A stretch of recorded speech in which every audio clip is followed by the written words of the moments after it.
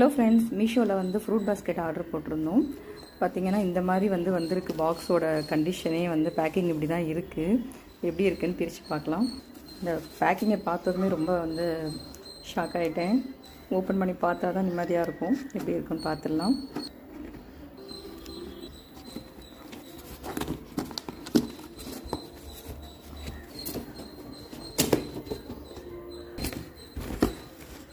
இந்த மாதிரி வச்சுருக்காங்க.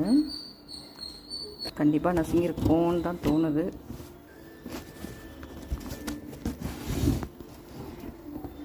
ஆஹா, நசுங்கி போய் தான் இருக்கிறது.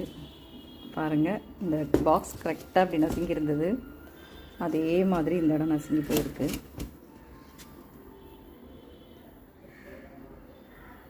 ரிட்டன் போடணும் மறுபடியும். ஃபஸ்ட் டைம் இதான் நான் ஆர்டர் பண்ணியிருக்கேன்.